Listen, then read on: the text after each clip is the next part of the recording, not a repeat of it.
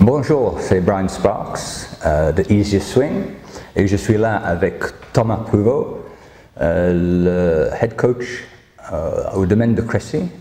C'est un très beau golf en France, pas loin des aéroports de Orly et Charles de Gaulle et tout près de Paris.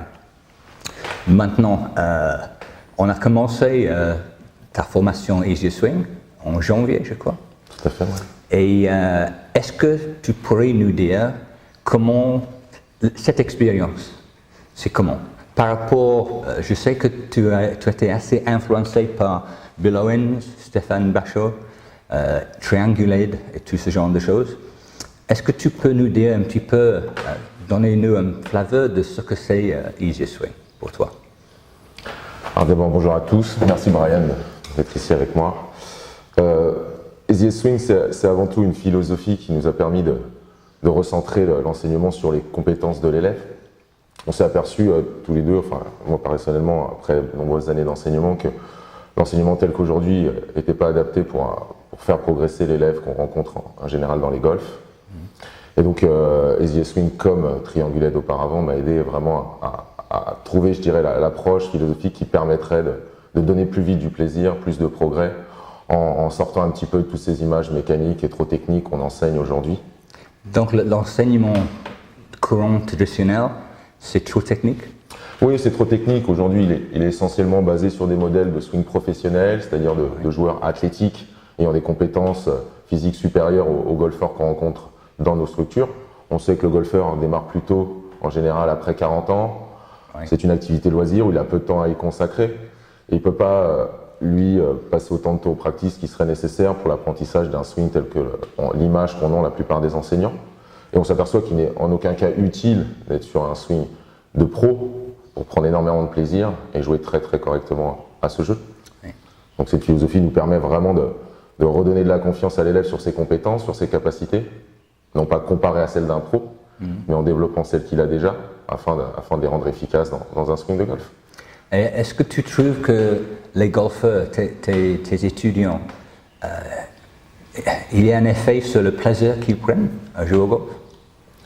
Avant ou après? Après.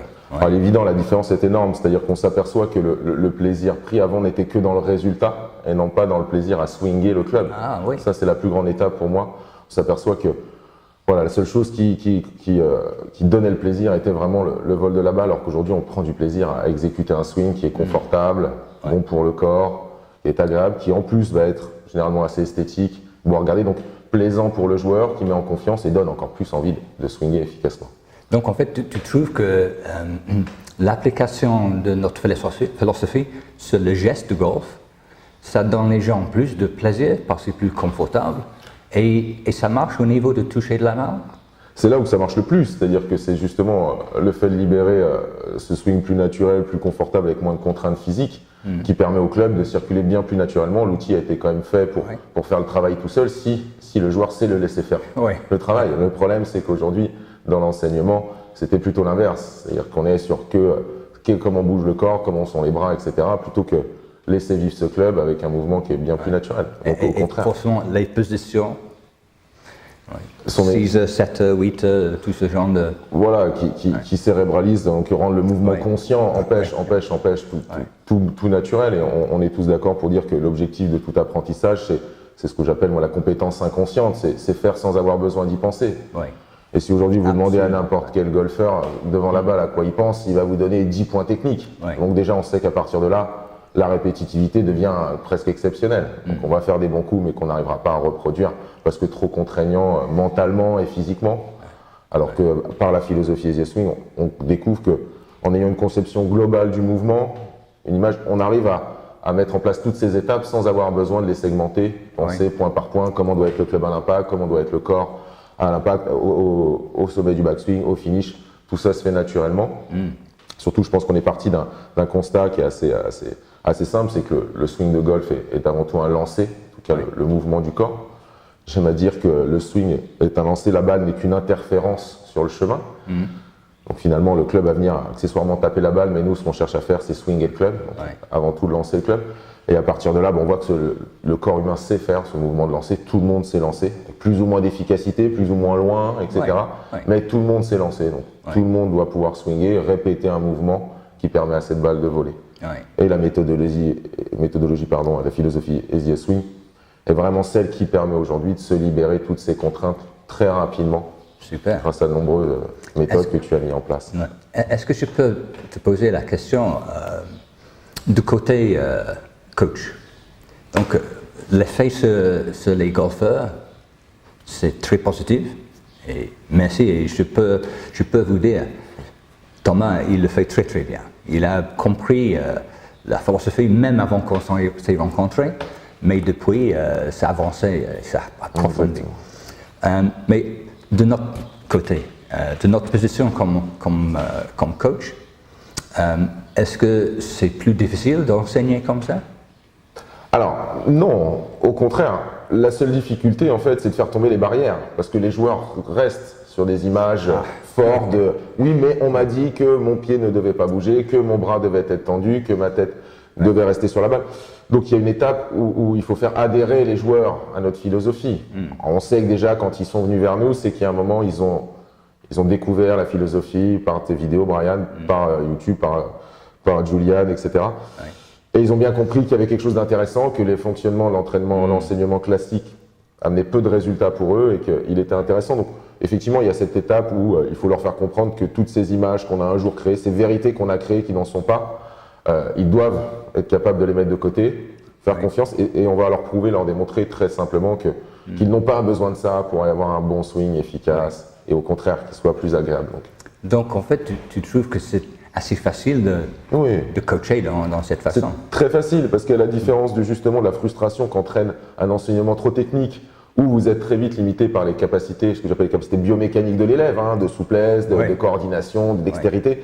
Donc il y a une frustration de l'enseignant et de l'élève parce que les progrès sont très lents.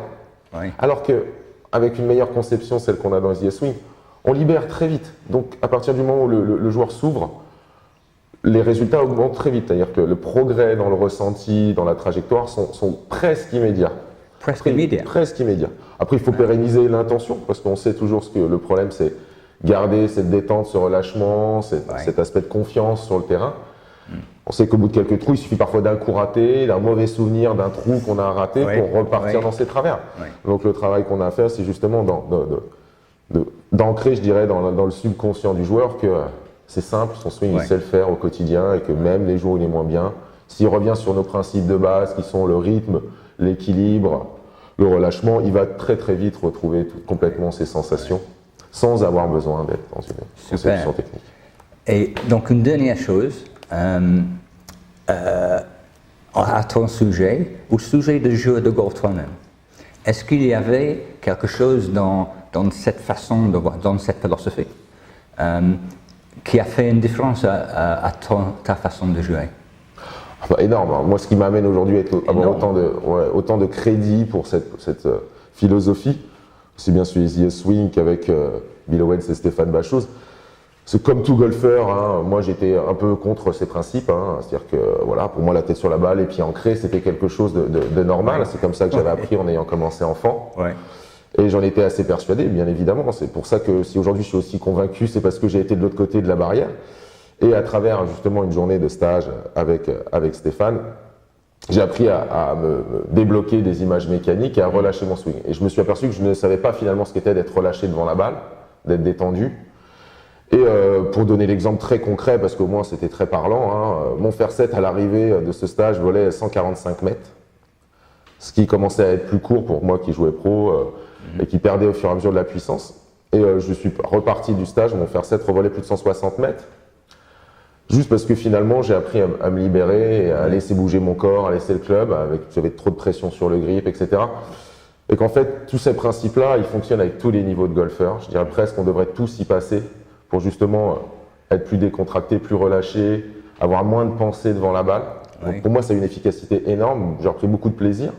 Je suis pas très souple, donc j'ai entraîné, grâce à cette philosophie, cette méthode, j'ai beaucoup moins de douleur pour le dos, donc je peux jouer bien plus longtemps. Je reviens d'ailleurs d'une semaine intensive de golf dans les régions du sud-ouest où on a joué tous les jours. Et je sais que les années précédentes, quelques années, je revenais très fatigué de ce stage. Oui. Et là, étonnamment, en pleine forme, parce que justement, beaucoup moins d'énergie dépensée sur chaque swing, aussi bien physiquement que mentalement. Oui. Détendu devant la balle, mais aussi détendu psychologiquement dans l'esprit. C'est une belle journée. Oui. Un principe important chez nous, chez The Swing, c'est qu'on est, même dans les journées un petit peu difficiles golfiquement, on est là où on a envie d'être, voilà, sur le golf, c'est passer un moment plaisant. Donc il faut savoir accepter les mauvais coups pour refaire des coups encore meilleurs. Donc pour moi, ça a été radical, aussi bien dans mon plaisir pris que dans mon niveau de jeu. Donc j'encourage de toute façon tout golfeur, de 0 à 54, de 18 ans à 70 ans ou plus, à tester cette méthode parce qu'elle vous aidera justement à retrouver ce qui fait votre swing et vous débarrasser surtout de trop d'images techniques qui vous parasitent. Donc, est-ce que je vais trop loin si je dis que en fait, ce qu'enseignent la plupart des profs de golf, très techniques, très compliquées, etc., ce sont des choses très difficiles pour le joueur amateur de 50, 60 ans.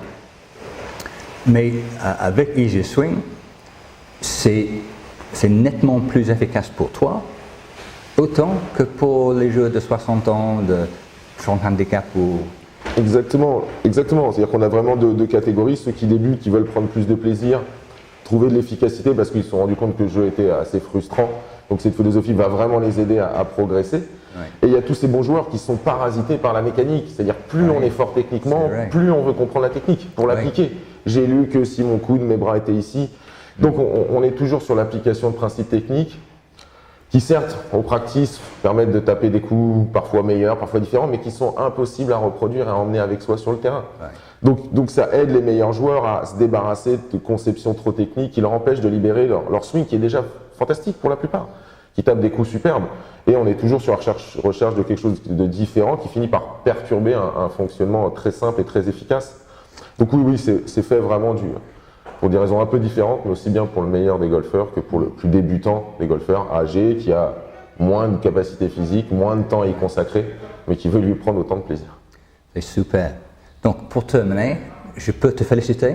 C'est un grand plaisir de travailler avec toi. Ça l'est encore plus pour moi, Brian, de faire partie de savoir qu'ici en France, la première académie Easy Swing, c'est dans les mains très compétents.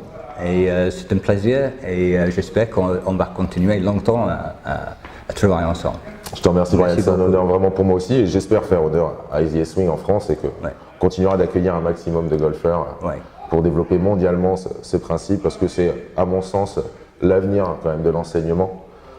Le golfeur moyen étant âgé de plus de 50 ans, c'est comme ça qu'on va apprendre du plaisir beaucoup plus qu'avec les méthodes d'enseignement actuelles. Et pour vous qui regardez ça, d'abord excusez-moi pour le français, mon accent n'est pas tout à fait correct, mais venez au domaine de Cressy, voir Thomas ou il y a Jérôme aussi, qui parle un peu plus d'anglais que Thomas. Thomas parle très très bien quand il devient un peu excité. Mais donc ici vous avez une façon de jouer au golf extraordinaire. Donc venez voir Thomas et vous allez voir quelque chose d'extraordinaire. Donc merci beaucoup. Merci à tous et à très bientôt.